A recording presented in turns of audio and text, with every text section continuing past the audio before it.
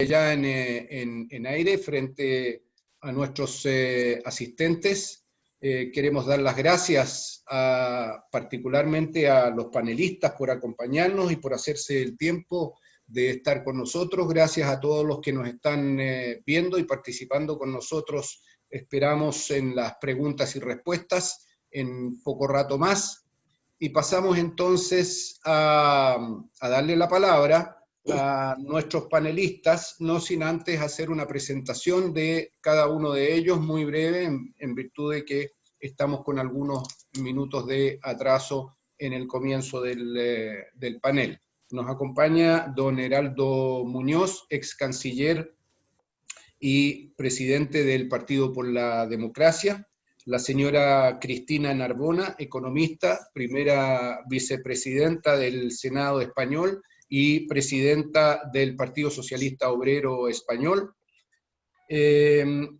La señora Betty Tola, ella es ingeniera comercial con varios posgrados que sería largo enumerar en este momento. Es miembro de la Coordinación Nacional de Mujeres Caminando hacia la Igualdad, ex ministra en Ecuador y ex asambleísta constituyente. Muy bienvenidos a los que he mencionado hasta ahora. Tenemos con nosotros a don Eduardo Verano de la Rosa, ex gobernador del Atlántico, economista, político, empresario y ex asambleísta constituyente. Muy bienvenido, don Eduardo. Mil gracias, amablemente. Encantado. Y doña Leslie Sánchez. Ella es chilena, abogada constitucionalista en la Universidad Católica. Me corrigen cualquiera de ustedes, por favor, si he cometido algún desliz en mencionar sus grados. Es doctora en Derecho de la Universidad Católica y doctora en Estado del Derecho de la Universidad de Salamanca. Es Derecho y Gobernanza Global, en estricto rigor, entiendo.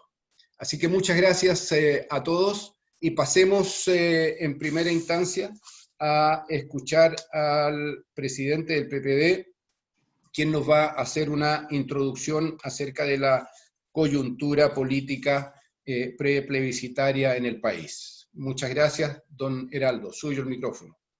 Bueno, muchas gracias, Mijael, y en primer lugar mis saludos cordiales a este distinguido grupo de panelistas para abordar las experiencias comparativas de la elaboración de nuevas constituciones en distintos países de América y de Europa. Quiero saludar muy especialmente a Cristina Narbona, gran amiga y presidenta del Partido Socialista Obrero Español, que nos acompaña desde lejos, al igual que al resto de los distinguidos panelistas. Quiero partir expresando que Chile vive un momento absolutamente histórico, inédito en nuestros casi 220 años de república. El 25 de octubre tendremos la oportunidad por primera vez en la historia de escoger si queremos o no una nueva constitución. Vamos a votar a prueba los que estamos por el cambio y por un futuro mejor.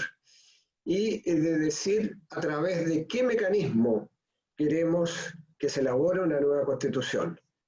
Y votaremos, creo, la mayoría ciudadana por una convención constitucional 100% elegida por la ciudadanía. La otra opción es una convención que sea la mitad elegida por el Congreso y la otra mitad elegida directamente. Esta es una opción, la que tenemos el 25 de octubre, absolutamente inédita. Chile ha tenido tres grandes constituciones a través de su historia. La de 1833, que fue en el contexto de una guerra civil, donde ganan los conservadores sobre los liberales después de una batalla muy conocida en la historia de Chile, la batalla del Ircay, y es una constitución extraordinariamente limitada y refleja la oligarquía de la época. De hecho, se establece como parte de la condición de ciudadano, y digo ciudadano y no ciudadana, porque las mujeres estaban totalmente excluidas, el tener propiedades, el tener bienes raíces o pagar impuestos. Y existía un colegio electoral a través del cual indirectamente se elegía al presidente de la República. Esa fue la primera constitución de nuestro país, la primera gran constitución. La segunda es la de 1925, una constitución bastante más progresista, que se elabora en el contexto de un estallido social también, de lo que se denominó la cuestión social en el gobierno de Alessandri Palma, donde los distintos partidos políticos participan y luego hay un plebiscito ratificatorio de lo que se elabora, pero se elabora solamente por hombres. Y digo esto porque Gabriela Mistral, y yo soy un mistraliano, Gabriela Mistral, cuando recibe el Premio Nobel de Literatura el año 1945 y va a Suecia a recibir este enorme galardón, no tenía derechos cívicos en nuestro país, porque las mujeres no contaron con el derecho a voto hasta el año 1948. Y sin embargo, ella recibió el Premio Nobel, fue a Nueva York, invitada por Eleanor Roosevelt, para contribuir a la elaboración del Pacto Universal de Derechos Humanos y sin embargo todavía no tenía derechos políticos en nuestro país. De modo que, si bien es cierto que la Constitución del año 25 fue una constitución bastante progresista que gobernó al país hasta el momento del golpe militar, el año 73, sin embargo tenía estas enormes carencias que acabo de mencionar. ¿Y para qué vamos a hablar de la Constitución de Pinochet del año 80? Que es justamente lo que queremos cambiar, pese a todas las reformas que sufrió a través del tiempo. Solo debo mencionar que cuando se votó, entre comillas, la Constitución del año 80, hubo tan solo un acto que los opositores a esa Constitución pudimos hacer en un teatro donde habló un expresidente de la República, el expresidente Eduardo Frei Montalva, y a la salida fuimos reprimidos. Y fue en un contexto donde no habían registros electorales, donde no habían partidos políticos, no había congreso, y lo que había era represión, muerte, detenidos desaparecidos, tortura, exiliados. Ese era el contexto de esa constitución fraudulenta que se le impuso al país. Y hoy día lo que tenemos son los rezagos de esa constitución, defendida, por cierto, por los partidarios de esa dictadura. Entonces tendremos la oportunidad ahora de elaborar una constitución en democracia y de manera paritaria, porque ya fue acordado a través de una reforma constitucional que sea la elección de una convención constituyente tendrá que ser paritaria, 50% hombres, 50% mujeres. Y esperamos que de aquí a pocos días o semanas se llegue a acordar escaños reservados para los pueblos indígenas, como parte también de este proceso. Entonces, estamos frente a un hecho verdaderamente inédito. Y para eso, la experiencia de los distintos países que aquí están representados, que han tenido asambleas constituyentes, que han tenido procesos constituyentes importantes, como es el caso de España, como es el caso de Colombia, como es el caso de Ecuador, y muchas otras experiencias bien notables, algunas más recientes que otras, son elementos interesantes para poder aprender y sacar lecciones para lo que será el trabajo del proceso constituyente. Esto será después del plebiscito. Y quizás el primer desafío que vamos a tener, una vez que se vote por parte de la gente, y esperamos que sea un plebiscito que tenga todas las condiciones sanitarias, es decir, un plebiscito seguro y participativo, para lo cual nos hemos asegurado que en este contexto de pandemia, donde han habido elecciones en distintos países del mundo, y algunas muy exitosas, como las elecciones parlamentarias de Corea del Sur, que fueron un éxito electoral en la historia electoral de Corea del Sur porque se tomaron las medidas preventivas de modo que la gente acudió a votar sabiendo que iba a tener la seguridad sanitaria. Y ahora, en el caso de Chile, bueno, se han adoptado medidas para que, en primer lugar, el día del plebiscito tengamos un horario extendido, exista una franja de votación solamente para adultos mayores, entre las 14 y las 17 horas, de modo que no se mezcle los adultos mayores con el resto de la población, con requisitos de uso de mascarilla, distancia social, alcohol gel, incluso llevando los propios lápices de pasta, como decimos en Chile, para marcar el voto y firmar el documento, el libro de los votantes, con aforos máximos para el local de votación y para el exterior del local de votación.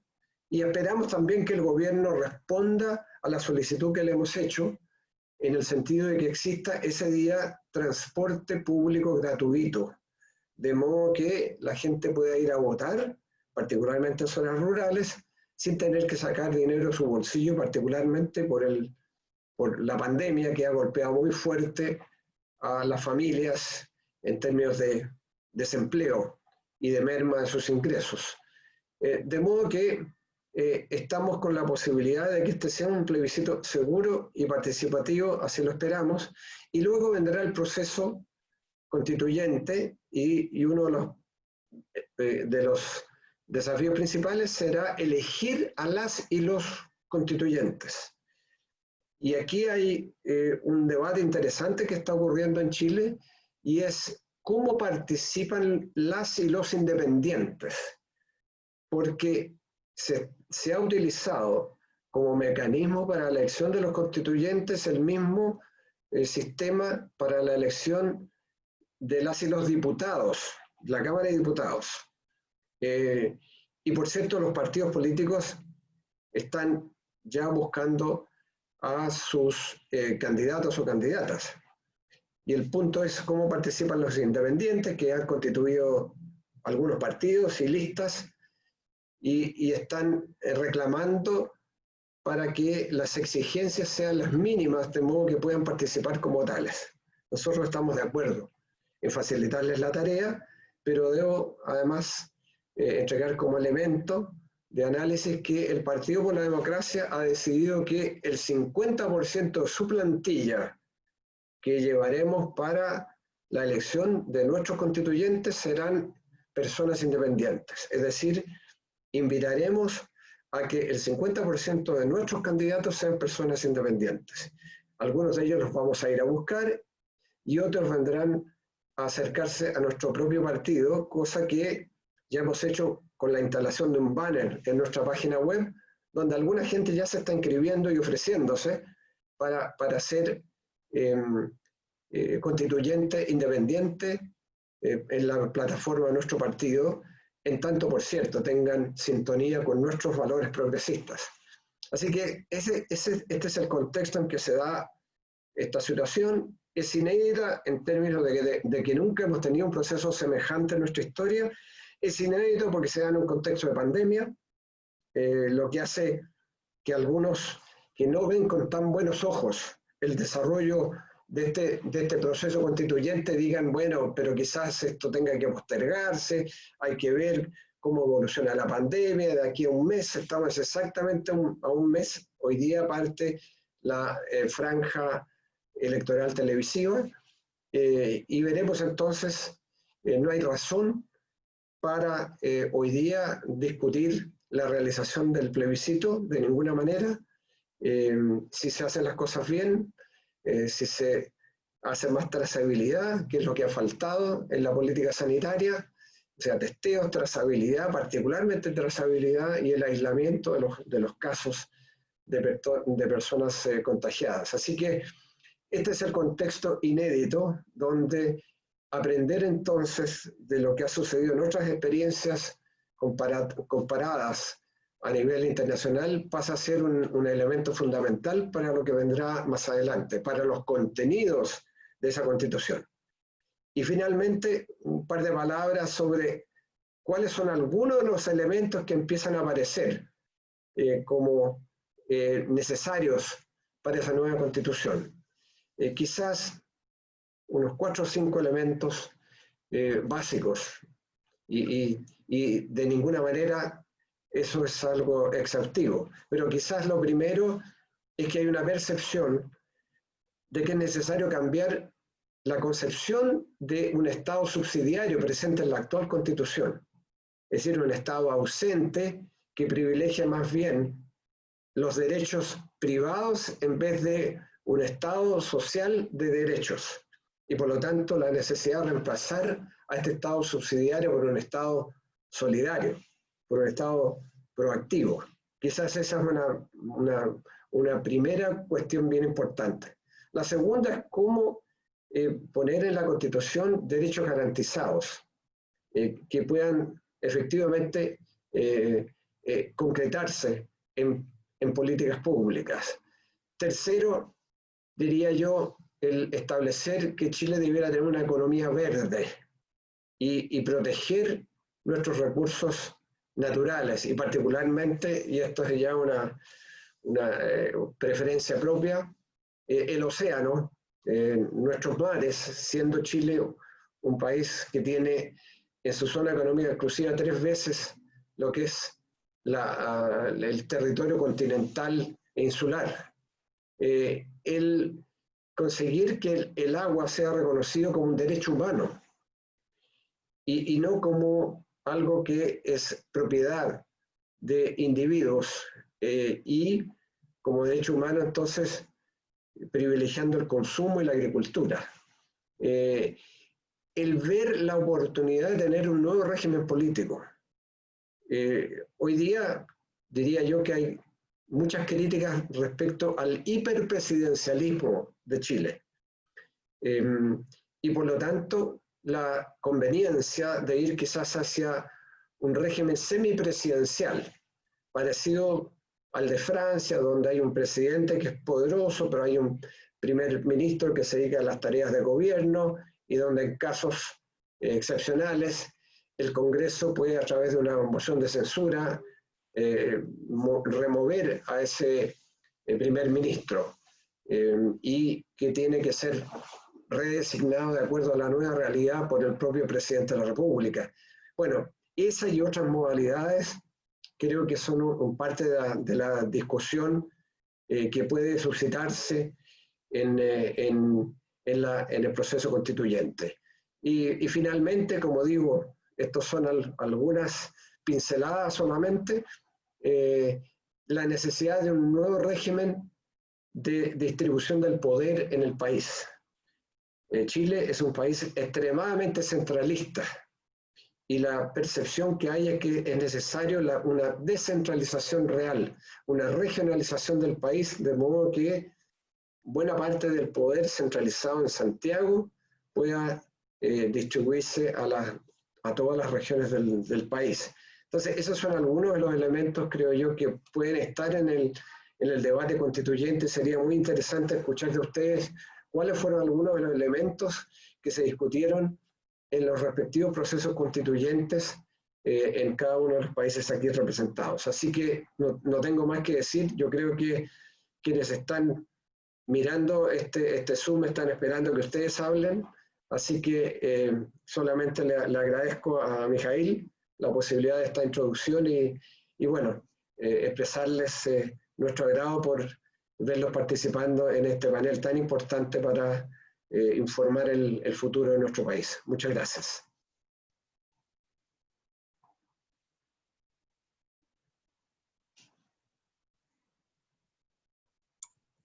Muchas gracias, Heraldo, a ti por esta compacta, pero con bastante contenido, descripción de la coyuntura política pre-plebiscitaria de nuestro país. De modo que ha sido muy interesante escuchar en esta primera intervención del Seminario de Experiencias Comparadas Constitucionales para América Latina y Europa, esta exposición. Y pasamos entonces a solicitarle a nuestra estimada Cristina Narbona que por favor nos ilustre y nos permita hacer un aprendizaje que podamos extraer de la experiencia española con los pactos de la Moncloa, que entiendo, ¿no es cierto?, fueron 2 pactos en estricto rigor, uno referido a los temas de saneamiento y reforma económica, postdictadura, todo esto, y por otro lado un programa de libertades jurídicas, políticas, sociales y particularmente en lo referente a los derechos de la mujer. De modo que somos todos oídos para escucharte. Muchas gracias por estar nuevamente. Muchísimas gracias. ¿Se me escucha? Absolutamente. Lo primero, mil gracias por invitarme a participar en este coloquio. Mis mejores deseos para el pueblo chileno, que se encuentra, como decía el canciller, en un momento crucial de su historia. Yo espero que, a pesar de la pandemia, haya una alta participación el día de la votación y que a partir de ahí se ponga en marcha ese proceso constituyente tan importante en un país que después de tantos años cambiaría la Constitución heredada de la época de Pinochet. Quiero señalar primero las cuestiones que nos diferencian desde el punto de vista de la experiencia histórica. En España tuvimos durante 40 años un régimen franquista y nada más morir el dictador, el año 75, se puso en marcha un proceso relativamente rápido en cuanto a la creación de un marco democrático. Es verdad que en los últimos años del franquismo, de manera más o menos clandestina, se habían ido generando vínculos entre partidos incluso conservadores, pero democráticos, y los partidos de izquierda, y eso favoreció mucho el que pudiéramos tener en relativamente poco tiempo una decisión del rey Juan Carlos, un monarca designado por el propio dictador, pero que cambió el rumbo de la historia de España al nombrar a Adolfo Suárez, el año 77, como presidente del gobierno, después de un presidente, Arias Navarro, que era claramente un heredero del régimen franquista. Adolfo Suárez tomó decisiones muy atrevidas, muy arriesgadas, en una España donde había mucho miedo del terrorismo de ETA, del retroceso hacia una nueva guerra civil. Adolfo Suárez fue quien decidió, con el apoyo del rey, por ejemplo, la legalización del Partido Comunista en España. Y con Adolfo Suárez fuimos a las primeras elecciones generales democráticas, libres, el año 1977. Y fue ese Parlamento que salió de las primeras elecciones democráticas el que decidió que desde el Parlamento se iba a plantear una nueva Constitución. La Constitución hubiera podido surgir de un proceso liderado por el gobierno, pero fue liderado por el Parlamento. Y lo hizo con la participación de 7 hombres, ninguna mujer. Les llamamos, de hecho, los padres de la Constitución. Esos padres de la Constitución, 4 pertenecían a partidos conservadores, a la Unión de Centro Democrático y Alianza Popular, y los otros 3, uno era del Partido Socialista, otro era del Partido Comunista y otro era de la minoría catalana. Por lo tanto, había, vamos a decir, un cierto sesgo hacia la derecha en esa composición, y a pesar de eso, desde el primer momento se encauzó la elaboración de este texto hacia la definición de un Estado social y democrático de derecho. Y en muchísimos aspectos nuestra Constitución del año 1978 fue una Constitución pionera en cuanto a la definición, por ejemplo, de los derechos de los ciudadanos. Es cierto que sin poder definir en esa Constitución algo que antes mencionaba Heraldo, que es la efectividad de los derechos, cómo esos derechos efectivamente son exigibles por parte de los ciudadanos. Nosotros decimos que en nuestra Constitución se dice que hay derecho a una vivienda digna, que hay derecho a un trabajo decente, que hay derecho al acceso a la salud. Quizás en eso hemos ido, digamos, en una senda más potente, igual que en la educación o en las pensiones, pero qué duda cabe que la Constitución española, como muchas otras, se apoya sobre pilares del estado del bienestar que solamente pueden estar claramente garantizados si existe una estructura fiscal que provee y garantiza los recursos fiscales necesarios, aparte de las normas correspondientes, para que los derechos sean efectivos. Bueno, el hecho de tener una Constitución que tiene 42 años de vida en este momento, obviamente ha tenido pros y tiene contras. Ha tenido como gran ventaja que ese es el marco constitucional que ha acompañado toda nuestra transición política hasta el momento presente. Cuando uno mira a Chile, Chile ha hecho grandes cosas sin tener una constitución democrática como la que tendrá pronto y, por tanto, sin ninguna duda, con dificultades que nosotros no tuvimos. Nosotros, en estos 42 años de historia de nuestra Constitución, hemos dado pasos muy importantes con leyes precisamente en la línea de garantizar, por ejemplo, mucho más la igualdad entre hombres y mujeres, de avanzar en la consideración de los retos ambientales, de mantener el poder adquisitivo de las pensiones públicas. Todo eso se ha hecho a lo largo de 42 años con la Constitución que tenemos. Pero es verdad también que para todas aquellas personas que tienen menos de 40 años, menos de 30 años por lo menos, esta Constitución les es muy ajena. Y además es la generación que ha vivido en sus carnes la grave crisis económica internacional del 2008, y ahí tenemos a todos nuestros jóvenes con expectativas truncadas y ahora todavía más por culpa de la pandemia. Quiero decir que existe una parte muy importante de la ciudadanía española que no tiene hacia nuestra Constitución el mismo sentido de herramienta poderosa que tuvimos los que tenemos más edad, los que conocimos la dictadura, la transición política y el propio desarrollo de la Constitución. Y, por cierto, efectivamente, el mismo año también, el año 77, ese trabajo ingente que fueron los pactos de la Moncloa para llegar a que España pudiera hacer frente a la gravísima crisis económica que sufría y para empezar a preparar a España para su integración económica en el mundo occidental.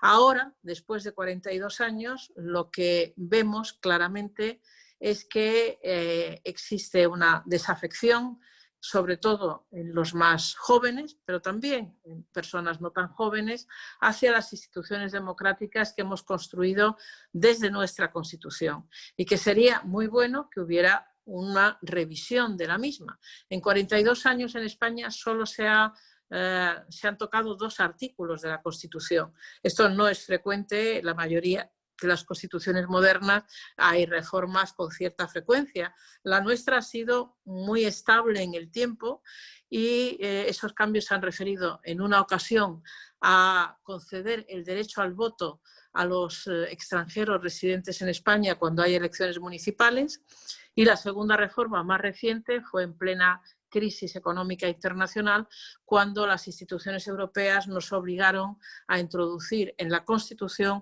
la obligación de dar preferencia en el pago de la deuda soberana, de la deuda pública, por delante de otros gastos públicos, por ejemplo, relativos a las necesidades sanitarias o educativas. Esa es una reforma que fue muy contestada en su momento, era la última etapa del presidente Zapatero y sin ninguna duda sería uno de los artículos donde intentaríamos una redacción que dejara claro que somos un país que paga sus deudas, pero que establecemos un suelo social que no se puede nunca descender por debajo de él para garantizar la sanidad pública, la educación pública, las pensiones públicas. Eso es fundamental. Como es fundamental incorporar de una manera mucho más potente, los límites planetarios, la consideración que la comunidad científica nos traslada de urgencia, de emergencia no solo climática, sino respecto a la pérdida de biodiversidad. También Heraldo hacía mención a ello. Los océanos, pero también los ecosistemas terrestres están en estos momentos en una situación tan grave que de hecho están en el origen de la pandemia que estamos sufriendo. Las pandemias recientes son la consecuencia de la destrucción de determinados hábitats y de la migración de virus hacia el ser humano. Por lo tanto, nos estamos jugando mucho en incorporar de una vez estas cuestiones en nuestro propio marco constitucional.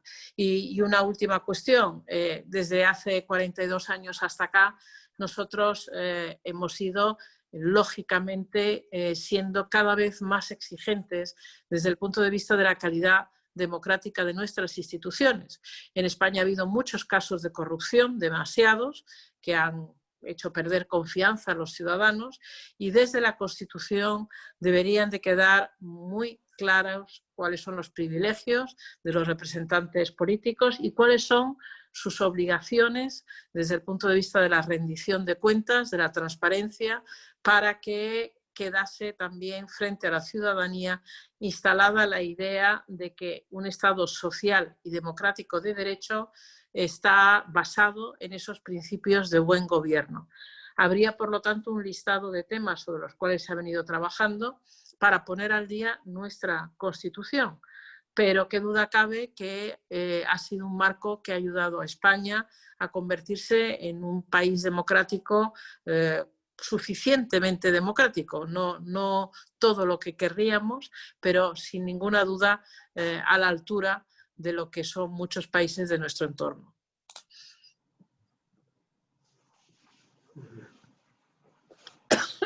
Muchas gracias, estimada Cristina, por tu presentación breve, concisa y bastante amplia al mismo tiempo respecto de su experiencia constitucional.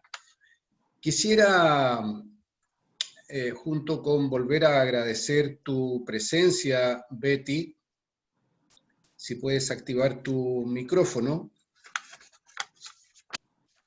para aprovechar de solicitarte, ahí sí, muchas gracias, para aprovechar de, veo que se tuvo que retirar don Heraldo Muñoz, ya nos había señalado que él tenía otros compromisos que lo requerían, 3 al menos, así que nos dejó en este momento. No sabemos si probablemente pueda volver a ingresar para seguirnos acompañando. Entonces, como estaba señalando Betty, ustedes entiendo que en Ecuador, antes de la carta, la última carta política de 2008, ustedes tuvieron alrededor de 19 experiencias constitucionales, ¿no es cierto? Desde que se constituyeron como un Estado independiente en 1830. Y la carta política anterior, a la del 2008, la del 98, declara a Ecuador como un país pluricultural y multiétnico, ya algo, por lo menos para nosotros en Chile, bastante más avanzado, es lo que estamos, ¿no es cierto?, señalando, esperando, ¿no es cierto?, que esto sea incluido dentro del texto constitucional. Sin embargo, también fue dual la Constitución del 98, avanzada en materia social, pero sin embargo consagró el neoliberalismo en lo económico, fundamentalmente en lo que se refiere a las concesiones, ¿no es cierto?, de ciertos derechos sobre los recursos naturales, pero también abrió las puertas a las privatizaciones. Situación que derivó en reclamaciones por una nueva institucionalidad política, donde triunfó ampliamente la tesis de esa, en esa oportunidad, Asamblea Nacional Constituyente, donde claramente el texto constitucional apunta hacia una economía social y solidaria. ¿Puedes relatarnos tu experiencia y el proceso pre, durante y post? ¿Y qué aprendizaje podríamos extraer de él nosotros? Bueno, muy buenas tardes, muchísimo gusto y sobre todo poder contribuir desde los aprendizajes que nos da el proceso ecuatoriano siempre es importante. Quizás ubicar dos elementos que estaban en el contexto del proceso constituyente ecuatoriano. El primero, diría yo, el país estaba concluyendo una década de enorme inestabilidad política. Nosotros vivimos 3 caídas sucesivas de gobiernos entre el 96 y el 2005. El 97 Bucarán, el 2000 Maguad y el 2005 Gutiérrez. Es decir, esa era la condición de la dinámica política que vivía el Ecuador en esa década, como decía, la década de los 90 hasta inicios del 2000. Este es el contexto en el que se da el proceso constituyente y yo diría los previos. Esta crisis política tiene que ver muchísimo con la situación social y económica que atraviesa la mayoría de los ecuatorianos. Un deterioro continuo y permanente, un acecho todo el tiempo de las olas privatizadoras que no lograron concretarse, como la privatización del sector eléctrico, de telecomunicaciones, del Instituto de Seguridad Social. Es decir, ese era el contexto.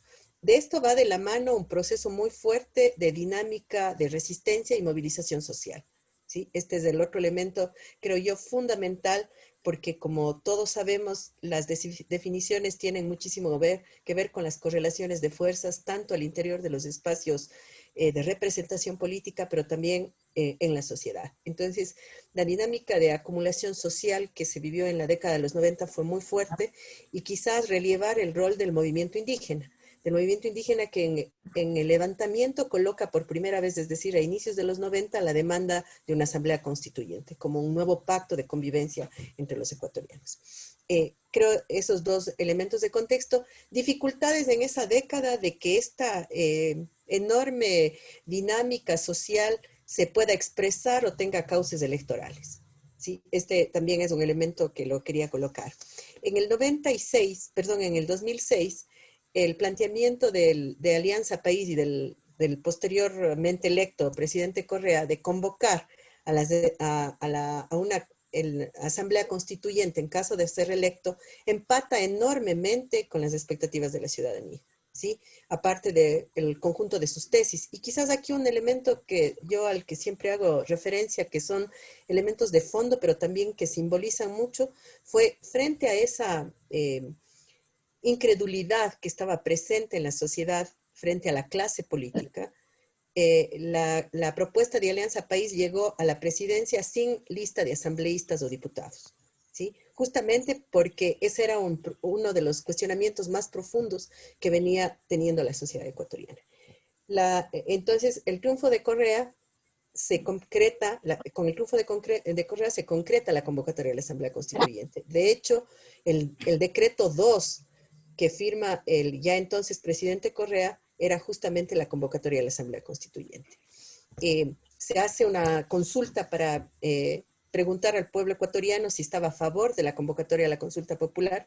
El 82% de los ecuatorianos están a favor de esa convocatoria.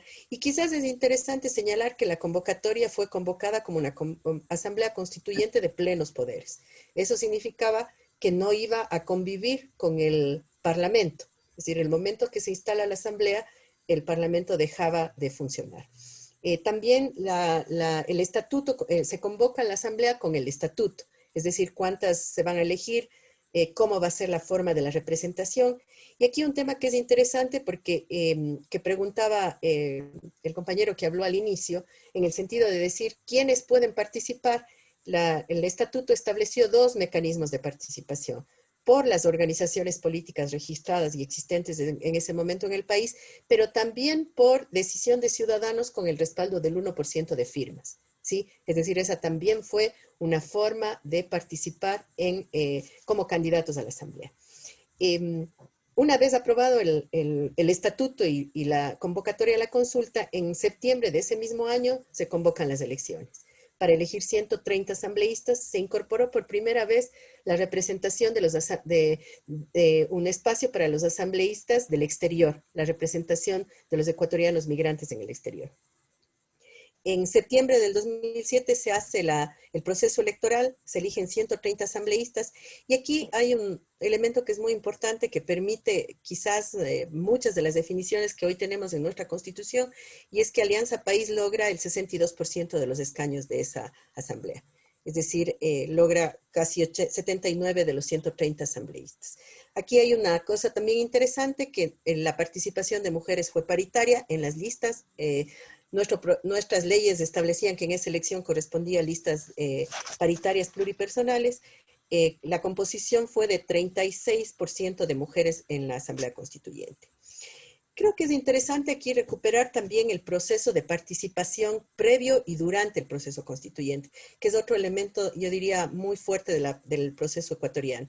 Es decir, al ser un proceso tan demandado por la sociedad, al estar tan presente esta vocación de cambio en la sociedad ecuatoriana, se desató muchísimo procesos de consulta, de debate, en todos los sentidos, en todos los espacios, y quizás yo siempre relievo la preconstituyente de mujeres, ¿sí?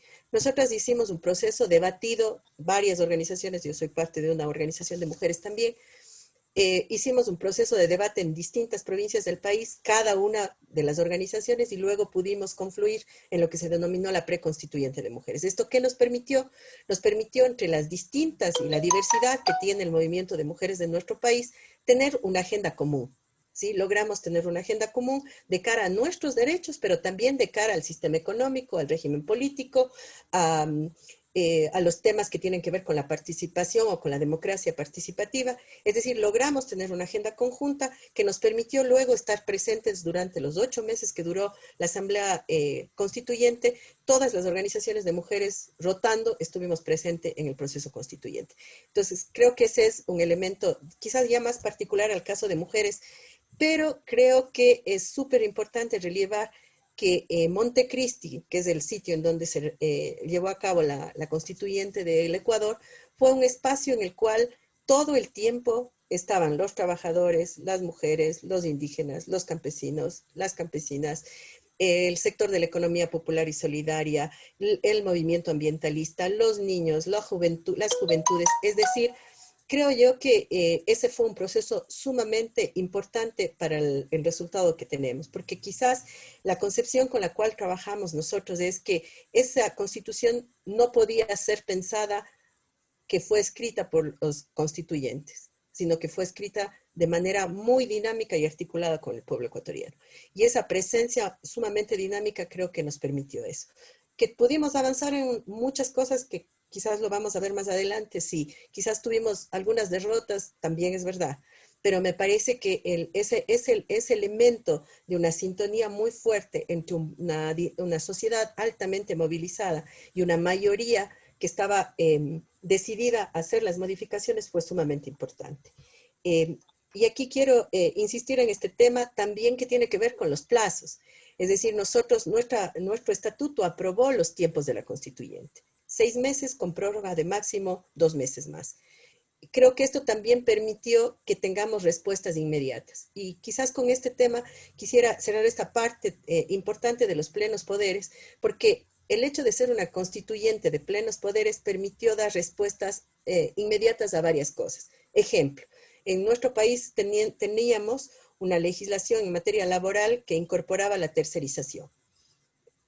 Nosotros nos dotamos de un instrumento legislativo que se llamaba mandatos constituyentes, a través de los cuales, por ejemplo, se legisló para eliminar la tercerización laboral. Igual se elaboró un mandato constitucional minero, es decir, varios campos que eran de altísima sensibilidad para la sociedad fueron resueltos en ese momento. Y de la misma manera, otro elemento que es clave, incluso ya en la estructura de la Constitución, pero que fue trabajado como una norma, fue la ley de equidad tributaria. ¿Sí? Este también fue asumido desde el rol legislativo que tenía la Asamblea en tanto Asamblea de Plenos Poderes. Sobre los temas más relevantes, yo quisiera señalar Uno, el carácter del Estado. Para nosotros la definición del Estado como un Estado plurinacional ha sido fundamental. Como tú bien señalabas, Micael, la Constitución anterior hablaba de intercultural y multinacional. Nosotros en esta Constitución recogimos el planteamiento del movimiento indígena ecuatoriano de hablar de un Estado plurinacional e intercultural. Otro campo muy importante fue la definición de la democracia representativa y la democracia participativa. Este también es uno de los elementos fundantes, de hecho está en el artículo 1 de la Constitución cuando se habla de la soberanía que radica en el pueblo. ¿Cómo empatar derechos y garantía de derechos? Quizás hay dos elementos ahí. El uno, el señalamiento del Estado como un Estado constitucional de derechos, no solo como un Estado social de derechos, sino constitucional de derechos. Eso implica la responsabilidad plena del Estado para garantizar los derechos de las personas. Y segundo, la compatibilidad de esa carta importante de derechos con la parte más pragmática de la Constitución, es decir, cuál es el sistema económico es social y solidario, cuál es el eje y los principios del pacto tributario que tenemos, es un pacto progresivo, es decir, peso más a impuesto a la renta, impuestos redistributivos, el tema de la propiedad de los recursos estratégicos, recuperar esa propiedad para el Estado, el agua está como con la preocupación que tenía el compañero respecto a ser un derecho, el agua está consagrado como un derecho humano, pero también están establecidos cómo debe ser el uso, la prelación en el uso del agua, quién es el Estado como propietario de los derechos del agua, es decir, está planteado de manera bastante articulada esta parte que tiene que ver con los sustentos de lo que nosotros definimos como el régimen de desarrollo. Creo que el otro campo importante tiene que ver ya con todo lo que es salud, educación y seguridad social. Al estar planteados como derechos, la Constitución habla de lo que se denomina en nuestro texto el régimen del buen vivir y establece cómo funcionarán los sistemas de educación, de salud, de seguridad social para garantizarlos como derechos a la ciudadanía, de tal manera que establece la institucionalidad, pero también los recursos que el Estado debe garantizar para ello. Y otro campo importante tiene que ver con la organización del poder, el régimen político, ¿sí? En el debate constituyente hicimos un esfuerzo importante. Creo que ya tenemos hoy condiciones de evaluar qué lo hemos logrado y qué no, y dónde están también los límites más importantes. Pero a la hora de la definición de la organización del poder, yo creo que nosotros avanzamos en algunas cosas importantes en materia de régimen de partidos. Ecuador ha sido un país en el que la dinámica de la representación política ha sido altamente manipulada por quienes han estado en el ejercicio del poder permanentemente, de tal manera que la definición de un régimen de partidos y un sistema de representación trajo algunas innovaciones en materia de financiamiento público para ciertos ámbitos de las campañas electorales, los temas de la paridad en todos los campos de la representación política, los temas de la consolidación de organizaciones políticas como elementos importantes, pero también puso a un nivel muy fuerte los mecanismos de la participación ciudadana. Se estableció la revocatoria de mandato, la consulta popular y la iniciativa legislativa ciudadana, aparte de otros mecanismos que a nivel local tienen que ser implementados, como por ejemplo presupuestos participativos, planificación local.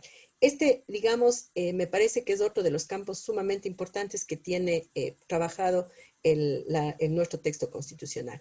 Y quizás para cerrar, señalar que la Constitución fue sujeta a referéndum de aprobatorio, ¿sí? Una vez concluido el proceso constituyente, la Constitución fue aprobada por el 64% de los ecuatorianos en un referéndum aprobatorio.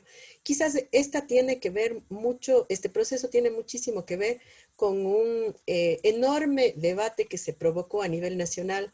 Es decir, nosotros imprimimos millones de constituciones y creo que eso fue sumamente interesante porque permitió que el ciudadano, la ciudadana, tengamos a la mano el instrumento que habíamos acordado construir. Quizás hasta ahí como unas primeras ideas generales planteadas, Micael.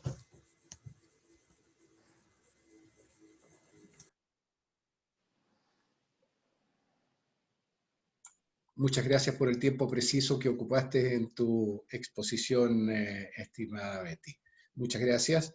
Y quisiera pasar a escuchar a don Eduardo Verano respecto de la experiencia colombiana que inició su camino hacia la Asamblea Constituyente de 1991 con todo la inquietud y la efervescencia promovida por el movimiento estudiantil, de la cual luego se apropió todas las fuerzas políticas del país, con características muy especiales en la redacción de la Constitución, una Constitución redactada en tiempo récord de 4 meses, habiéndose planteado de que esto tenía un timing de 6 meses, una declaración que cambia sustantivamente, ¿no es cierto?, la intencionalidad anterior, declarando a Colombia como un Estado social de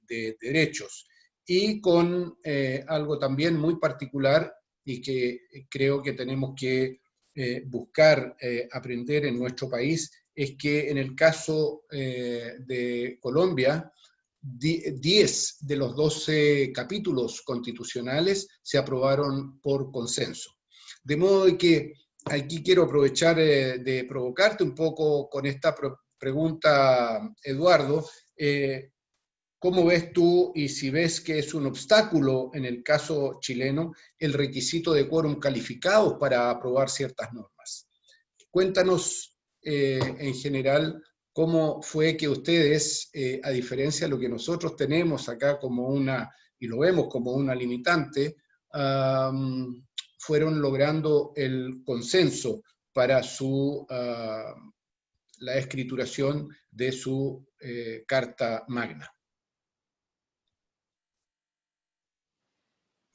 Tu micrófono, Eduardo, por favor. Gracias, mil gracias, Michael. Muy contento de estar acá, pues en esta discusión latinoamericana, e incluido también países europeos como Irlanda y el caso español, que es tan interesante.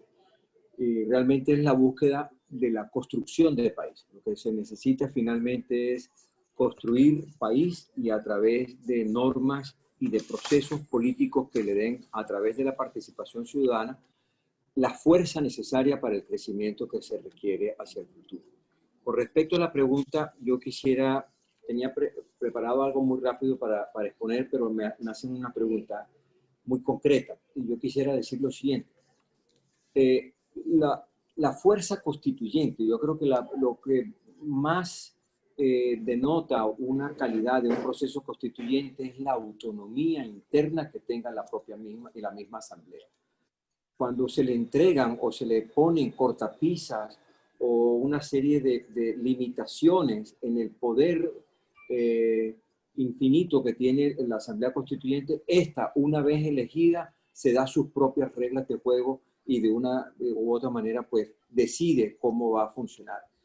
De todo depende lo que diga la papeleta con la cual se convoca la constituyente. Pero finalmente, yo recuerdo que la primera discusión que nosotros dimos sobre los límites que teníamos para hacer un proceso constitucional era lo que decía la papeleta, lo demás no valía, lo demás era pura invención o un proceso en el cual nosotros teníamos la autonomía para definir. Y lo único que se decía por parte de la papeleta era que teníamos una fecha finita. Nosotros íbamos hasta el 4 de julio, del 1 de febrero al 4 de julio. Y sobre esa base nosotros actuamos como poniéndonos nuestras propias reglas, nuestras propias normas. Se escogieron al país opinó, porque todo el mundo, como muy bien lo ha explicado Cristina, mucha gente participa, y como también lo ha explicado Betty, yo creo que mucha gente quiere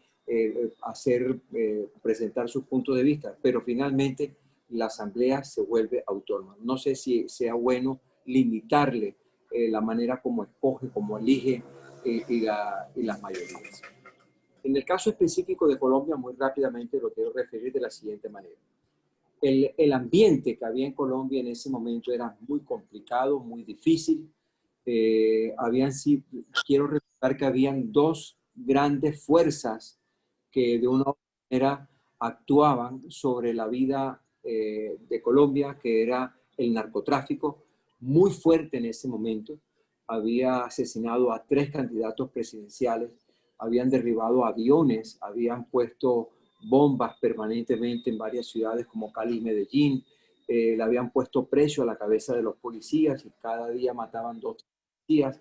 En fin, había un ambiente verdaderamente de mucha violencia en ese momento en el país. Y la otra fuerza que también actuaba sobre la vida de Colombia era la guerrilla. La guerrilla era una guerrilla muy activa, había más de 8 fuerzas guerrilleras que estaban actuando sobre el proceso político. Y entonces se da el proceso de paz precisamente con el M-19 y hubo también la muerte de un candidato presidencial que fue Luis Carlos Galán, y eso motiva a que la gente salga a las calles, hay marchas de estudiantes y de una u otra manera todo el mundo se suma a ese proceso de solicitud de un proceso constituyente como parte de la respuesta de una sociedad a una dificultad que está viviendo el país. Y se arma precisamente, yo creo que había un presidente nuevo, César Gaviria en ese momento, y asume el manejo precisamente de todo este proceso constituyente y finalmente se fluye y se da. Yo creo que eso es muy importante de entender. Hay una paz con el M-19 con el fin de poder participar en el proceso constituyente, deja las armas, firma la paz y se lanza como candidato, también lanza su propia lista de candidatos al proceso constituyente. Lo mismo ocurre con otros procesos de guerrilla como el Quintín Lame, el PRT y algunos grupos indígenas. Todos estos forman parte entonces del proceso. Unos ganan espacios, como en el caso del M-19, que de 70 escaños ganó 19, el Partido Liberal ganó 23, el Partido Conservador ganó 12, en fin, y los otros partidos verdes y demás ganaron otros. Pero el ambiente que había en ese momento era de mucha hostilidad por la guerrilla y el narcotráfico. Que mucha gente critica ahora, que faltó en ese momento que hubiese habido un mayor esfuerzo para tratar de que todas las fuerzas guerrilleras, incluidas la FARC, hubiesen estado en el proceso. No estuvo y recientemente se firmó ya la paz con ellos y entonces ya es otra situación. Yo creo que lo más importante es la masiva participación. El ambiente académico, el ambiente político del país, todo giró en torno a la constituyente y realmente hubo mucho análisis de lo que había ocurrido en otros países, especialmente España. Para nosotros, todo el proceso español, Cristina, eso que tú relatas ahora, sobre, por ejemplo, de la autonomía regional y demás, para nosotros fue supremamente importante, interesante. Y realmente lo que había una reflexión era de construir una Colombia nueva. Ese era el propósito. Y yo creo que nos metimos de lleno en eso. Yo creo que quienes fuimos escogidos como constituyentes éramos 70 y después, como hubo 2 grupos guerrilleros que se metieron en el proceso, se les dio 2 escaños, que fue el Quintín Lame y el PRT. Entonces, tuvimos una constituyente que tenía 21 exguerrilleros. Como lo dijo muy bien el expresidente Michel Pastrana, que también fue constituyente, él decía, pensar que esta gente hace 2 meses estaban con una metralleta en la espalda en las montañas y ahora están acá escribiendo una constitución con nosotros. Yo creo que ese proceso fue supremamente importante. Cambios en Colombia, muy interesantes, muy importantes, porque se pensó todo. Nos dividimos en 5 comisiones y esas 5 comisiones, y por eso digo que las reglas que se le impongan a una constituyente previas va contra la misma modalidad de ser de una constituyente que es precisamente que tiene la autonomía para automanejarse. Pero entonces en cada uno de los 5 comités trabajaron el tema, por ejemplo, de la rama judicial. Mucha crítica a la rama judicial, a lo existente en ese momento. Se hizo una gran reforma, se crea la fiscalía y yo creo, y lo más importante, la Corte Constitucional. Nosotros antes teníamos una corte que manejaba todos los temas, la Corte Suprema de Justicia, la Corte Constitucional, no existían esas divisiones, sino que eran salas de una gran Corte Suprema de Justicia. Entonces se hizo una Corte Suprema de Justicia, una Corte Constitucional, para darle una primacía al manejo de lo constitucional por encima de una Corte. ¿Qué pasaba? Que en la Corte anterior, la Sala Constitucional, por el número de escaños que tenía dentro de la gran Corte, pues tenían siempre minoría y casi nunca sus criterios de salvaguarda de la Constitución se podían mantener. Entonces, lo que se quiso era tener una Corte Constitucional que tuviera por encima de todo, pues, la gran fuerza de proteger la misma Constitución. En la parte económica, por ejemplo, se le dio un manejo muy importante al Banco de la República. El Banco de la República anterior en Colombia era prácticamente como una especie de herramienta del ministro de Hacienda o del propio presidente, y manejaban la inflación o la emisión de moneda pues casi que a su antojo. Pues no, se le dio al Banco de la República toda la fuerza de casi que un ente autónomo. Obviamente el gobierno participa en el manejo del Banco de la República, pero yo creo que la gran estabilidad que ha tenido Colombia en la inflación y muchas de las cuestiones de manejo monetario se deben precisamente a las decisiones que con respecto a este tema se tomaron en la Constituyente. Y se ha mantenido un crecimiento aproximadamente de un promedio de un 4%, que yo creo que ha sido importante. Sí, en Colombia existe una gran pobreza, más de la mitad del país vive en pobreza, hay dificultades con los ingresos. También se trabajó muchísimo en el tema de la democracia participativa, muchas herramientas novedosas, poderosas, importantes, para que la participación ciudadana fuese cada vez más activa, y yo creo que eso también le ha dado una gran fuerza a la democracia colombiana. Una discusión bellísima que hubo fue lo que también han mencionado Betty y Cristina, sobre el Estado social de derecho.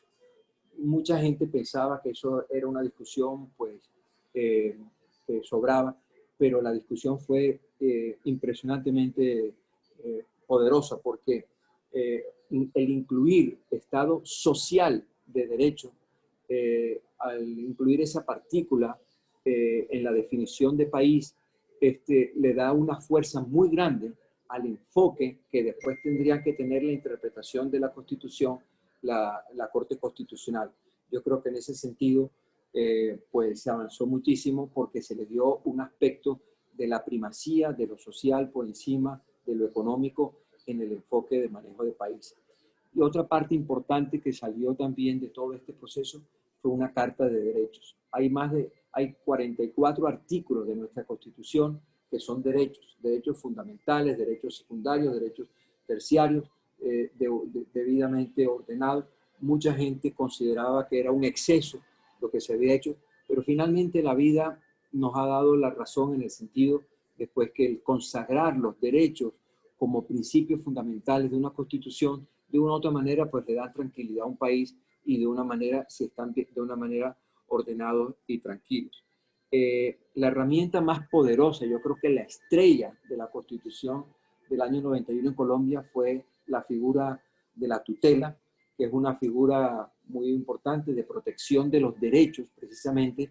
¿De qué valía tener todos los derechos si después no había una herramienta poderosa que el ciudadano pudiese utilizar de una manera ágil, rápida, para tratar de resolver sus problemas en manejo de protección de sus derechos? Entonces, esta es una herramienta que, por definición, el Estado tiene la obligación de responder en términos de días a lo que es la aplicación o la búsqueda de la definición de un derecho, o de la aplicación de un derecho.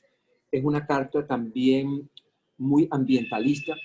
Hay más de 40 artículos que tienen que ver con el manejo del medio ambiente, muy proteccionista. Yo después fui ministro del Medio Ambiente, y me tocó precisamente tomar todos estos artículos de la Constitución y desarrollarlo en normas, en leyes que crearon precisamente todo el SINA, que llamamos nosotros, que es el Sistema Institucional Nacional de Ambiente.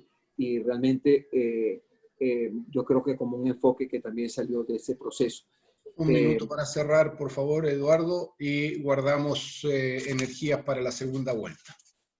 Ok, y el otro tema muy importante fue el del ordenamiento territorial, que nosotros luchábamos desde la región Caribe con un país con autonomía regional, y realmente pues hubo unos avances, pero realmente no tanto. Para resumir, el desarrollo posterior, porque muchas cosas se dejan para que sean desarrolladas por leyes, ha sido lento, ha sido difícil, pero se ha avanzado. Y yo creo que la definición de país en materia de discusión, por ejemplo, de centralismo versus federalismo, todavía perdura, pero hay muchas críticas, pero hay muchas más virtudes, avances y cambios sustanciales en la manera de pensar y de manejar el país a raíz de todo lo que ocurrió en el año 91 con la nueva Constitución. Un país que se consideró en ese momento como joven, como moderno, como ensayar. Entiendo muy bien la inquietud de que a los 30 o a los 40 años ya una Constitución, pues todos los que nacieron antes de la Constitución la pueden considerar como algo viejo, pero el salto que da un país con un proceso de esta naturaleza es como construir un nuevo país. Muchas gracias, Eduardo. Muy amable, muy ilustradora tu presentación. Cuéntanos, Kat, doña Kat Collins, bienvenida. Finalmente logró ingresar al panel, ¿no? Sí, gracias, perdón. Estaba No, con está una muy confusión bien. de vínculos. Ya estamos con tantas reuniones Zoom que uno se pierde. Y tú estabas haciendo clase, entiendo, ¿no? Justamente, sí. En Perfecto. Irlanda, desde Chile. Así es. Muy bien, muchas gracias. Cuéntanos acerca de esa experiencia del referéndum del Good Friday Agreement que ustedes tuvieron en el año 98, que entiendo que fue simultáneo en Irlanda del Norte y la República de Irlanda, pero a su vez con distintas cuestionamientos o consultas. Una, en el caso de Irlanda del Norte, por el acuerdo o no con Gran Bretaña, y en el caso de la República de Irlanda, la consulta era sobre la adecuación constitucional con respecto, ¿no es cierto?, o con referencia a el acuerdo. Así que tienes el micrófono durante un poco más de menos de 10 minutos, pero vamos, Voy a hacer adelante. todo lo posible. Después tendremos un cierre, ¿ya? Habrá una segunda ronda. Tenemos que escuchar finalmente después a doña Leslie. Vamos. Gracias. Muy bien, gracias. Gracias por la invitación. Y sí, se me ha invitado a referirme un poco a lo que es el acuerdo de Viernes Santo de mayo del 98, que, como dice don Micael, tuvo dos partes: un referéndum interno, el apruebo o no de parte de la población residente en Irlanda del Norte sobre el acuerdo planteado ante ellos, negociado por los partidos políticos, y a su vez en la República, donde sí hay constitución, porque como sabrán, el Reino Unido se destaca por no tener una constitución escrita, al menos, por tanto un poco se desenmarca, ¿no?, del constitucionalismo que estamos hablando, pero en la República de Irlanda sí, un referéndum sobre la aceptación o no de importantes reformas constitucionales que daban espacio al acuerdo. Y es un acuerdo que puso fin a la fase solamente más reciente, más abierta, más violenta de un conflicto etnonacionalista que tiene raíces coloniales. Más visto como un conflicto religioso, pero más bien es un conflicto netamente etnonacionalista político, ¿no? Y que un conflicto que vuelve a estallarse en el 68, inicialmente como un estallido social, motivado por profundas desigualdades, por económicas y por discriminación desde la población identificada con la corona, identificada con el lado británico, hacia la población de tradiciones más indígenas, tradiciones más repúblicas, residentes en ese pedazo de tierra que es Irlanda del Norte. Ese estallido social, por ser reprimido y por no ser atendido, diría yo, se devino en y fue capturado por los sectores violentistas de siempre, de lado y lado, produjo una intervención de las Fuerzas Armadas Británicas, y ahí tuvimos 30 años de conflicto armado interno no declarado, con un saldo de 30.000 muertos, que es un número bastante similar a lo que fue la dictadura chilena, con la pequeña y gran diferencia que los responsables de la violencia letal no fueron ni solamente ni principalmente el Estado británico, sino los grupos paramilitares de lado y lado. Entonces, ese es el trasfondo en que viene el acuerdo, y lo que buscó y lo que requirió, primero requirió un cambio en la intransigencia absoluta de la derecha conservadora británica. Personaje Margaret Thatcher, cuya actitud hacia el conflicto de Irlanda fue que acá no hay conflicto, acá no hay temas de fondo, no hay nada que hablar, no hay nada que negociar, son solamente terroristas, no se puede pactar ni dialogar con esta gente. Esa actitud es la que cambia con el gobierno centroizquierdista de Tony Blair, que no es muy santo de mi devoción, pero hay que reconocer que fue capaz de jugar su capital político en ese tema, teniendo todo lo que perder y poco que ganar en esta temática, salvo quizás su visión de sí mismo como estadista, o sea, quien logró resolver finalmente el problema irlandés, que ha sido el fantasma de la política británica durante muchos siglos. Pero yo creo que la primera cosa que fue necesaria para un acuerdo con un antes y un después fue un líder a la altura de la tarea y con una visión de futuro. Y en eso yo no sé, francamente, cómo vamos en casa. Segundo fue la disposición de los partidos políticos. Y eso sí lo hubo en Irlanda del Norte y en el Reino Unido también, con 2 o 3 excepciones no menores, entre ellos el Partido Conservador local, que hizo campaña en contra del acuerdo. El Partido Conservador, es decir, en Irlanda del Norte, no así el de Gran Bretaña, que sí se sumó. Pero sí, este acuerdo fue un acuerdo negociado entre y por los partidos políticos formales tradicionales reconocidos, excluyendo, por supuesto, los grupos armados al margen de la ley, pero también tampoco fue un proceso con una apertura mayor como la que se está barajando para Chile en términos de un proceso constituyente más amplio.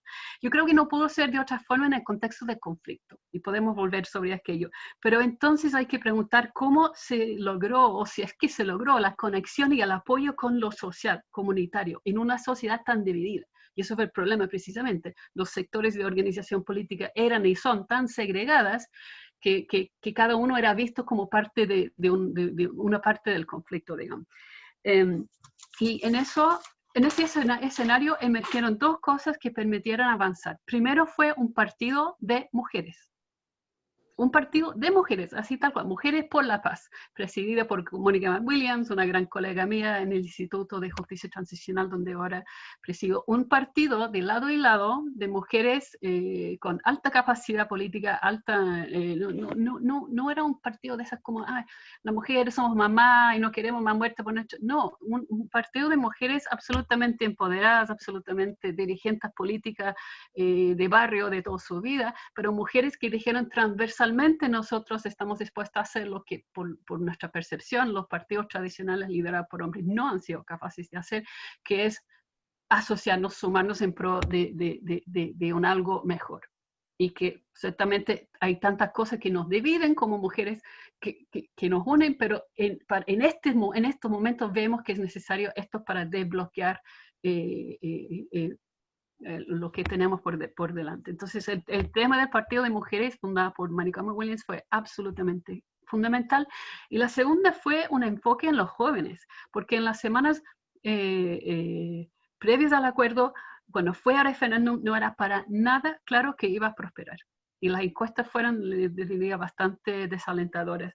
Todo cambió, hay un momento simbólico en esto, todo cambió con un concierto, con un recital en que apoyó YouTube como el grupo muy famoso de la República, por tanto asociado con el lado nacionalista, bien o no, y por supuesto, siendo Irlanda, tenía que haber una banda musical que representaba a la otra comunidad.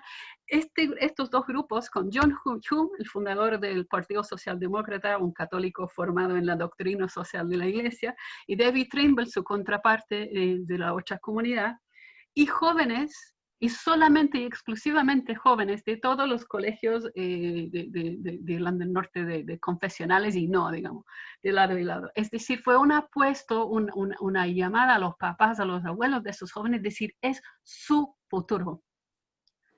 Y, que es su futuro y no más. Que más allá de todo lo que nos divide, tenemos que pensar en lo que vamos a heredar a esta generación, si es que no seamos capaces de hacer algo con este momento. Ese momento fue absolutamente fundamental. Y eso fue lo que permitió a algunos apostar a ver si podemos o no heredarles algo mejor, liberarles a esta generación venidera de estar condenado a vivir como nosotros hemos vivido. Y creo que fue un momento muy crucial para apelar a esta capacidad, digamos, en las generaciones votantes mayores. Eso es lo que lleva a la votación, que finalmente es contundente, de 71% apruebo en Irlanda del Norte y 94% a su vez en la República de Irlanda sobre las reformas constitucionales que don Michael mencionó. Otro elemento y parte de las implicancias del acuerdo, porque para ella también se me pidió comentar un par de cosas, voy cerrando, fue un enfoque en derechos humanos, aunque los derechos humanos en el contexto del conflicto irlandés siempre fue visto y sigue siendo visto con mucha suspicacia, por un lado, porque es visto como darle armas al enemigo, es visto como el discurso del que se ocupan siempre la comunidad nacionalista, la comunidad republicana. Por tanto, había y hay mucha suspicacia, entonces había que hacer un gran esfuerzo para que la otra comunidad y para que la población obrera de la otra comunidad entendiera que estas garantías de derechos es para todos. O sea, ha costado mucho y seguimos construyendo la noción de que este apuesto a un Estado fundado en derechos, un neoconstitucionalismo del tipo más latinoamericano, sea para el beneficio de todos. Y eso, bueno, Mónica McWilliams de nuevo fue a las primeras comisionadas del Instituto Nacional de Derechos, pero este es un discurso todavía en construcción. Entonces yo creo que el rol del concepto de derechos humanos en un contexto como el de Irlanda, y no es el único, y lo menciono a propósito porque conozco a mi gente, que en Chile también, es la idea que tenemos algunos de que los derechos humanos tan trascendentemente y obviamente es para el bien de todos. Hay quienes no lo creen y no lo entienden, y hay que hacer que realmente entiendan que es así, que no es contrabanda de nada, que realmente es un apuesto a un acuerdo mínimo, consenso básico que va a ser para protección y bien de todas y todos. Los costos, y aquí sí cierro, los costos y logros del acuerdo, diría a esta altura. Los costos incluyeron aceptar un modelo político de democracia consociacional, que hasta me cuesta pronunciarlo en inglés y en castellano, que incluye cuotas para los partidos en el gobierno devolucionado, o sea, una serie de cosas. Se parece demasiado a los senadores designados.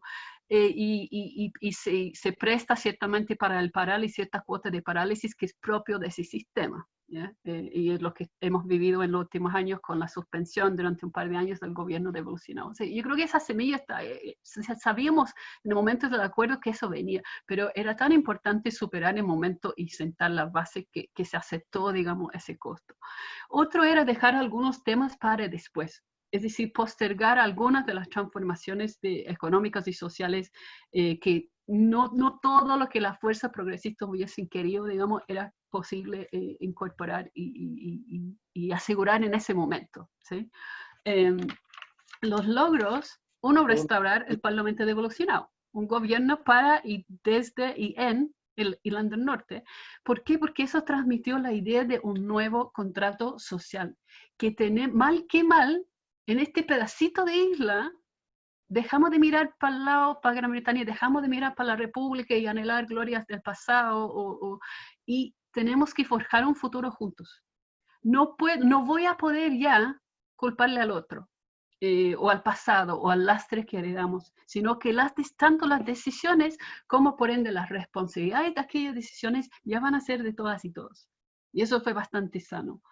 Va acompañado por el reemplazo y la pluralización de los símbolos, lo que aquí llamaríamos los símbolos republicanos, pero que en el contexto británico son los símbolos de la corona, la bandera, el inglés como idioma único y oficial, y tienen que entrar, y están entrando temas que tienen que ver con la lengua indígena, con el lugar del irlandés, con todos los derechos identitarios, una serie de cosas que nuestras colegas y compañeros de Ecuador y de Bolivia y de todos lados reconocerían.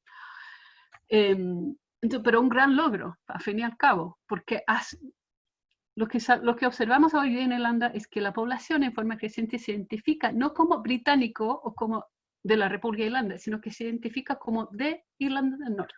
Y algo tan simple, para mí habla volúmenes, de que se logró sentar las bases de la idea de un destino común que tenemos que forjar, nadie nos va a venir a salvar y estamos todos embarcados en el mismo barco. Segundo logro y puntual, pero creo que significativo para Chile, y con esto sí termino, una reforma a la policía. Y de todos los aspectos del acuerdo de Viernes Santo, el proceso de paz irlandés, que fue relativamente exitoso, que nada es perfecto en este mundo, fue la reforma de la policía, más bien la disolución del cuerpo policial anterior y la formación de una nueva, que también con cuota comunitaria y también con participación de lado y lado. Eso fue parte de rehacer los símbolos que fueron muy asociados para una comunidad, la comunidad más pobre, ciertamente la comunidad sinaloense, con la represión colonial primero y con la represión actual. Un cuerpo policial que fue visto como brutal, como colusivo con y directamente responsable de violencia política y la contención del descontento social durante todo el periodo de la violencia. Y con razón fue visto así porque así fue. Entonces subrayo ese reemplazo del cuerpo policial como parte imprescindible también de un nuevo contrato social. Es la otra cara de la moneda de restaurar el Parlamento devolucionado, digamos. Que toda la población acepte la mínima legitimidad de ese Estado y del Estado de Derecho que ese Estado representa, posibilitando el inicio de un policing by consent, que es el gran cambio que yo, ausente de Irlanda en aquel tiempo, viviendo en Chile, y volviendo ahora, lo veo, y veo la importancia que tiene. Y no es menor, y anecdótico para terminar, revelador, que la primera gran prueba del acuerdo de paz, que vino a pocos meses de su aprobación, fue la muerte cuasi accidental en un bombazo de un policía. O sea, fue accidental que fue el policía no fue el blanco, pero fue una bomba puesta por un grupo que se oponía al proceso de paz, que quería, digamos, sabotear el proceso de paz, y puntualmente el único muerto fue un policía. Y eso que en otros tiempos habría producido silencio absoluto de una comunidad que consideraba a todos los policías como blanco legítimo, produjo una marcha masiva, la población entera volcada a las calles diciendo que para allá no volvemos. Entonces, para mí también ese momento marcó el gran éxito de crear este cuerpo policial que, al igual que el sistema y los problemas y todos los dilemas que seguimos enfrentando, es nuestro. No es de ellos, sino es nuestro. Así es. Muchas gracias, Kath. Y entonces nos está pasando todo esto la cuenta, nuestro atraso inicial, de modo que sin provocaciones lo que queremos de ti, Leslie, es escuchar con esa experiencia y esa visión latinoamericanista de los cambios constitucionales, una lección para que podamos nosotros salir fortalecidos de este seminario. Y después de eso, lo que está ocurriendo es que tengo varias preguntas y entonces estoy acá esperando que podamos hacérselas a ustedes. Adelante, por favor, Leslie, gracias.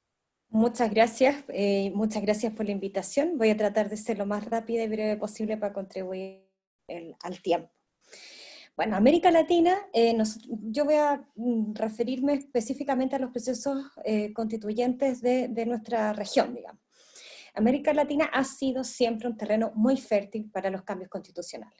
Eso es un hecho que ya está acreditado, digamos, a través de diversos estudios. De hecho, hay estudios que midieron los cambios constitucionales desde 1978 hasta el año 2008, donde se produjeron grandes reformas o la redacción de nuevos textos constitucionales.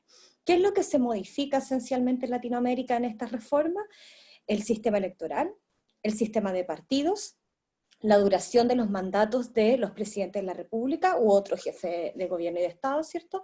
La relación entre el Poder Ejecutivo y el Poder Legislativo derivado de este presidencialismo que en Latinoamérica, ¿cierto?, ha heredado un poco del modelo estadounidense, con todas las diferencias, obviamente, de cómo se ha desarrollado cada modelo, y el papel, como decían los grandes expositores que me precedieron, ¿cierto?, de las instituciones, como el Poder Judicial, el Banco Central, los órganos de control en general. Ahora, todas estas reformas constitucionales que se han realizado o redacción de nuevos textos han generado un diseño constitucional que lamentablemente no ha podido resolver los problemas que tiene Latinoamérica en cuanto a calidad de la democracia. Seguimos viendo problemas de gobernanza en la gran mayoría de los países, problemas de representación y de legitimidad. Además, más allá del texto constitucional y el contenido específico del mismo, Latinoamérica ha vivido, ¿cierto?, al igual que Estados Unidos, un proceso de decaimiento o muerte de ciertas democracias y que no están ligados estrictamente al texto constitucional, sino a cómo se ha ejercido el poder presidencial en Latinoamérica. Y esto tiene que ver con lo que voy a señalar, cómo se han los poderes ejecutivos adueñado, empoderado o intervenido poderes autónomos o órganos autónomos, como los tribunales supremos, los tribunales constitucionales, ¿cierto? Y con ello han hecho interpretaciones bastante antojadiza y muy benevolente hacia ellos respecto del texto constitucional, lo que le ha permitido quedarse en el poder, ¿cierto?, y generar otros problemas y crisis políticas y económicas de envergadura. Lo hemos podido ver, ¿cierto?, en Perú, en Bolivia, etc. Ahora, los procesos constituyentes son variables sumamente determinantes de dos cosas, de los resultados políticos que van a vivir ese Estado y los resultados económicos. Ahora, en Latinoamérica, ¿cuál es el origen? ¿Por qué se producen los cambios constitucionales? Habitualmente por inestabilidad del mismo texto constitucional, ya sea su origen ilegítimo, nacido en dictadura, ¿cierto?, que fue la realidad generalizada en Latinoamérica, ya sea por procesos de crisis política o económica, como lo que ha ocurrido en Chile y lo que comentaba el expositor desde Colombia, ya sea por la transición de gobiernos autoritarios, ¿cierto?, dictatoriales a regímenes democráticos, o una sumatoria de algunas de las anteriores como resultado del verdadero poder constituyente, que el pueblo es soberano, ¿cierto?, y que los exige desde esa posición de poder, ¿cierto?, por un tema de que todo texto constitucional, para poder tener una vigencia plena y poder producir efectos, digamos, de sana convivencia democrática, requiere la aceptación de la misma, y la aceptación del poder del Estado por parte de los gobernados. Por lo tanto, los ciudadanos tienen que considerarla legítima para que ella produzca ciertos efectos. Y esa ha sido una de las grandes debilidades, por lo menos, de las constituciones, ¿cierto?, chilenas, la forma en que ellas se han redactado, y, por ejemplo, la constitución argentina también, que tuvo hartos problemas, ¿cierto?, en cuanto a cómo fue redactada. Ahora, lo que sí es claro, y nosotros en nuestra región lo podemos dar fe de que es más caro, y es mucho más costoso conservar un texto constitucional con problemas de legitimidad que reemplazarlo o reformarlo. O sea, siempre es más peligroso democráticamente continuar con un texto con vicios, ya sea de origen, o porque con su propio desempeño se ha vuelto insuficiente o obsoleta. Ojo con esto, porque si bien en nuestro país el origen ilegítimo ha sido uno de los ejes centrales del debate, no hay que desconocer de que el desempeño de este texto constitucional tampoco ha sido lo suficientemente efectivo para evitar crisis de legitimidad y de representación. Por lo tanto, los textos constitucionales no siempre tienen problemas por su origen, sino también, como digo, por este desempeño insuficiente.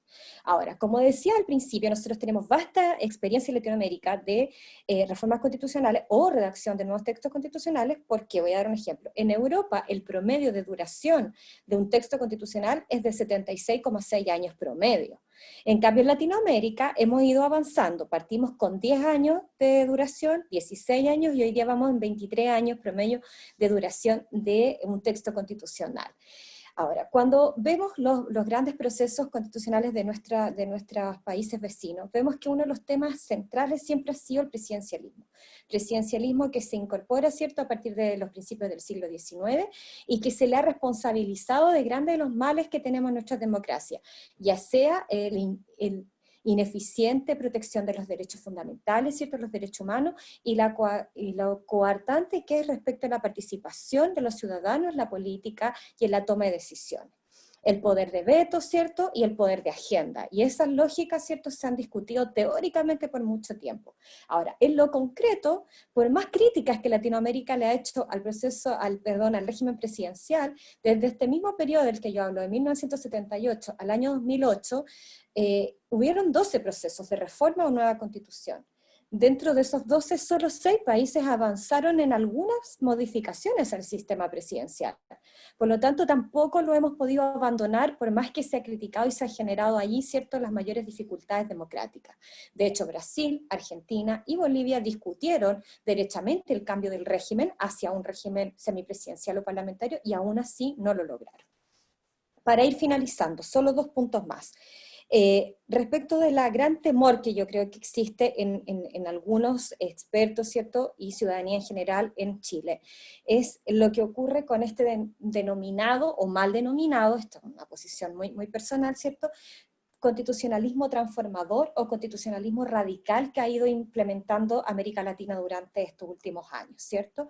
Este constitucionalismo de grandes cartas fundamentales con un amplio catálogo de derechos, pero que no siempre dice relación con la posibilidad fiscal, económica de ese Estado, que no va de la mano con la capacidad tributaria y distributiva del Estado. Por lo tanto, la lógica que ha venido desarrollando los países latinoamericanos con estas constituciones robustas, de grandes catálogos, como digo, de grandes garantías, no siempre se ha podido materializar por nuestra propia realidad socioeconómica. Y eso yo creo que en Chile nosotros tenemos que advertirlo, entender que evidentemente vamos a querer avanzar hacia un rol de un Estado distinto al que tenemos hoy, pero que tiene que ir de la mano con la responsabilidad fiscal que yo creo que siempre un poco ha caracterizado a Chile. Entonces, este origen del cambio constitucional nacional que es muy particular para cada país, obviamente para cada Estado. Por favor, Leslie. Sí, nos obliga a mejorar, yo creo, 3 aspectos esenciales. Lo que muchos ya plantearon, participación ciudadana pero efectiva. No participación ciudadana simbólica, como es a veces la iniciativa popular de ley, que se puede ingresar un proyecto de ley al Congreso, pero que duerme también en los archivos de los Congresos Nacionales sin tener ninguna vinculación a los parlamentarios para que la tengan que tramitar. Mejor rendición de cuentas, el mejor sistema de peso y contrapeso entre ejecutivo y legislativo, ya sea con cualquier régimen que se elija, pero que haya una mejor distribución del poder, y una protección efectiva hacia los derechos humanos en general, y no estos catálogos que para mí son una camisa de fuerza. Y la protección efectiva no solamente tiene que ver con que el Estado lo garantice, sino que existan acciones judiciales concretas, específicas, que puedan también hacer que la gente los exija en determinadas situaciones. Eso en términos generales. Muchas gracias. Muchas gracias a ti, Leslie. Muy clara tu exposición, he aprendido bastante escuchándote. Muchas gracias. Tengo 10 minutos, tal vez un poco menos, 8 minutos para poder entregar el Zoom, lamentablemente con el atraso que tuvimos. Voy a pasar directamente a algunas preguntas. Tengo preguntas por el chat, por el Facebook, y también me llegan directamente a mi celular. Tengo una primera pregunta que... para doña Cristina Narbona. ¿Cuáles cree que deben ser los principios fundamentales que debe consagrar la Constitución para garantizar un estado de bienestar? Y te pido disculpas por ponerte 2 minutos para la respuesta. Tu micrófono, por favor.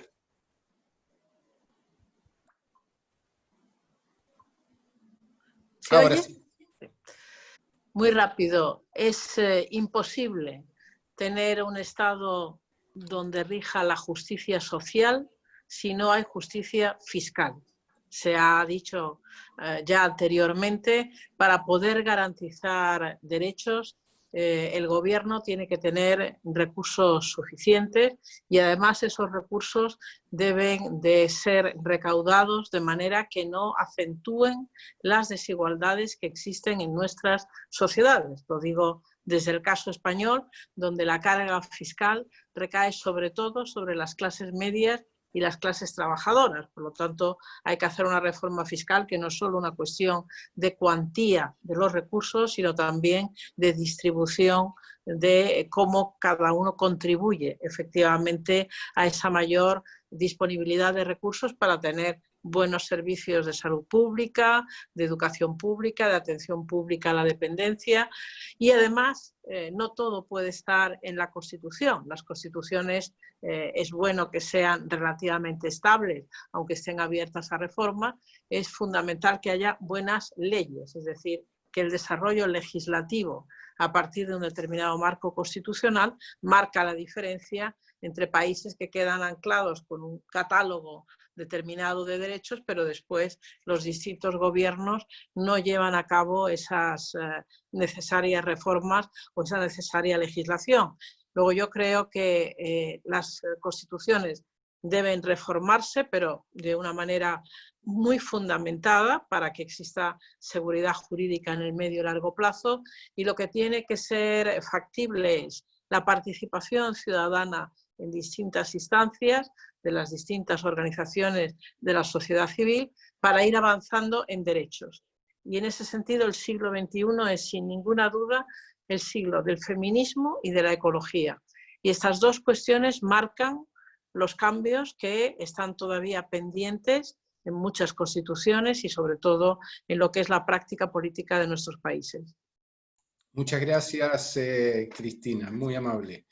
Para Betty Tola, si bien se refirió en términos generales al punto que te voy a señalar ya anteriormente Leslie Sánchez, la pregunta es, ¿cómo crees tú que ha podido y en qué magnitud ha podido ser implementadas las normas contenidas en la nueva Constitución ecuatoriana, especialmente considerando el proceso político que se está viviendo actualmente?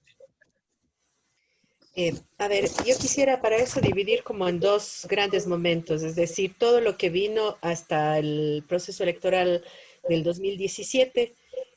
Me parece que ahí, yo coincido con lo que ha dicho tanto Leslie cuanto Cristina, es fundamental el pacto fiscal, es fundamental todo lo que tiene que ver en materia tributaria, es fundamental todo lo que tiene que ver con la propiedad del Estado de los recursos estratégicos, en nuestro caso el petróleo, por ejemplo.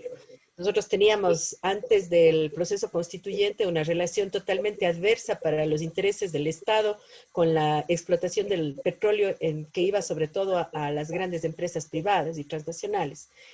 Posterior a eso tuvimos prácticamente una reforma inversa, es decir, si antes del 80% de los recursos se llevaban las empresas y el 20% quedaba para el Estado, hemos mantenido una relación totalmente inversa. Es decir, asegurar los recursos para poder garantizar derechos.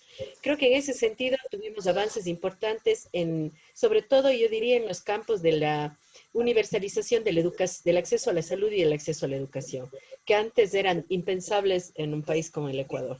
Es decir, esos me parece que fueron como elementos sumamente importantes. Creo que las dificultades más importantes que tuvimos de implementación tienen que ver con la estructura, con los cambios estructurales en el ámbito productivo, ¿sí? Que ya no solo tienen que ver con la redistribución de la riqueza, sino con la distribución de los recursos productivos, es decir, acceso a tierra, acceso a agua.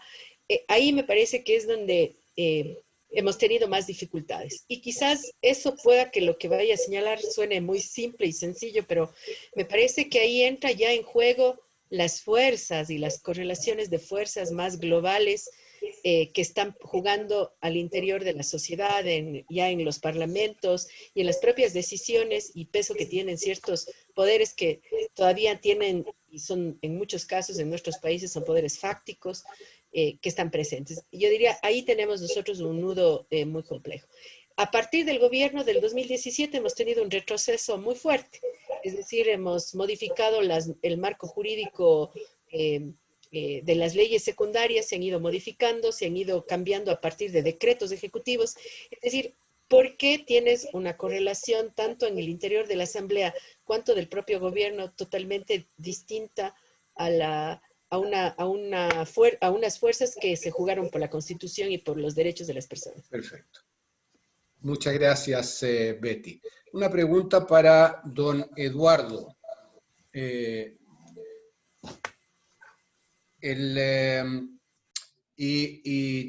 Importante recibirla desde la experiencia colombiana para nosotros en lo que se nos viene como futuro. ¿Cuál debiera ser, en tu opinión, la sensación que debe quedar en la sociedad chilena una vez que tengamos la nueva Constitución? No solamente respecto de su percepción en cuanto a cambio en el modelo económico, sino que fundamentalmente respecto de los cambios en las oportunidades, derechos sociales y la participación popular. Yo creo que es una pregunta de fondo, es una pregunta importante. Hay dos cosas que yo quise muy rápidamente. Hay unos artículos de la Constitución que se consagran que evidentemente todo el mundo los quiere manejar, que todo el mundo quiere que se impulsen y que todo el mundo quiere que se desarrollen, como por ejemplo lo que hablaba del Banco de la República o la Corte Constitucional. Pero hay un paquete de artículos que son logros de minorías, o en el caso específico de nosotros en el Caribe, que queríamos una autonomía regional, y hay un centralismo muy fuerte que ha impedido que se desarrollen las leyes, las normas que para realmente llegar a una autonomía regional. Entonces, pero de todas maneras, a pesar de las dificultades y de las no dificultades, o sea, de que hay unos procesos que realmente se abren y otros procesos que no se abren del todo, de todas maneras queda algo de fondo que es lo grande y lo importante, que es el gran cambio mental, el gran cambio de actitud colectiva de país, que yo creo que es lo que más hay que construir. Las sensaciones, hay que entender muy bien qué es lo que está pasando en Chile, y seguramente pues ustedes vienen de unos regímenes muy interesantes, muy importantes de todo lo que ha pasado y de unos cambios interesantes en la política interna de Chile. Pero ustedes saben qué es lo que está viviendo y cuál es el gran cambio mental que ustedes mismos quieren producir. Este cambio sí se produce. Eso es lo que queda y eso es lo que le dejamos. Muchas gracias, doctor Eduardo. Muchas gracias a todos. Se nos quedan, la verdad, varias preguntas en el tintero. Espero que podamos hacérselas llegar. Disculpas a Kath, porque hay preguntas tanto para ella como para Leslie también, pero nos comprometimos de emergencia a entregar a las 18:50, en circunstancia que teníamos un compromiso a las 18:30 de entregar Zoom, y estamos entonces ya a tiempo de hacerlo. Yo les agradezco enormemente su participación, han sido tremendamente ilustrativos y claros todos con sus conocimientos y experiencias, y espero que podamos seguir conversando sobre este tema. Particularmente vamos a obtener mucha información post plebiscito nuestro acá en Chile, que va a servir, ¿no es cierto?, para generar nuevos enigmas o nuevas interrogantes que querremos ir descubriendo en el camino. De modo que les agradezco mucho su participación. Muchas gracias, Cristina, Betty, Kath, Eduardo, Leslie. Gracias a nuestro presidente recién retirado también, Heraldo Muñoz, y espero que nos encontremos en una próxima oportunidad. Muchas gracias a todos y a todas. Muchas gracias. Hasta luego. Hasta luego. Chao, chao.